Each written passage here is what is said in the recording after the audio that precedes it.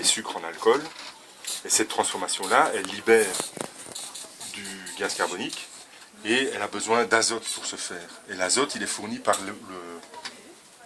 les déchets, les petites particules. Quand on a pressé le jus de pomme, quand c'est vivant, il y a toujours des petits, comment est-ce qu'on appelle ça, la lie, quoi, une sorte de lie. Et c'est ça qui va fournir l'azote pour pouvoir transformer le sucre en alcool.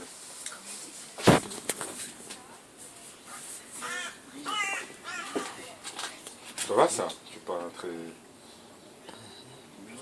Donc, ça va devenir maintenant... ça c'est l'hygromel, ça c'est l'hygromel, c'est autre chose. Mais le principe c'est ça, quoi. La clé c'est ce truc-là, quoi. Empêcher l'oxygène de venir altérer la substance. Parce que si on va dans l'oxygène, alors on va vers le vinaigre. Tu vois, c'est ça.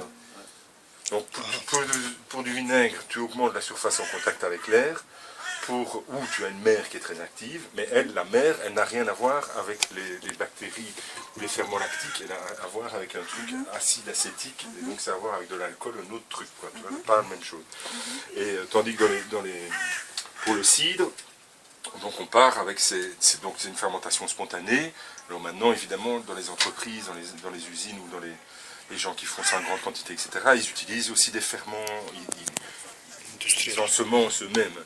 Mais moi, je fais ça, et tous les gens qui font ça traditionnellement, à petite échelle, etc., eux, ils ne touchent à rien. Je veux dire, ils prennent le jus de pomme, les pommes, et puis ils partent à partir de ça. Donc ils pressent. Alors maintenant, la difficulté, j'ai amené différents sites pour vous faire goûter ceux qui savent faire et ceux qui apprennent. Moi, j'apprends. Et donc,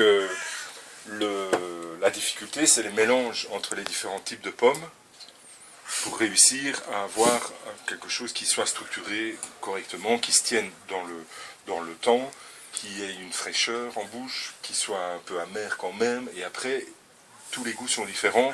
Si vous prenez un cidre en Normandie ou un cidre en Bretagne, ça n'a rien à voir déjà, alors que c'est deux régions l'un côté de l'autre, et puis après, on pourrait faire la route de tous les cidres, en Suisse, enfin dans toutes les régions en Suisse, toutes les régions en Autriche, toutes les régions en Italie, toutes les régions en Espagne, toutes les régions en Belgique, toutes les régions en France, toutes les régions machin, et on aurait des milliers de sites différents, quoi.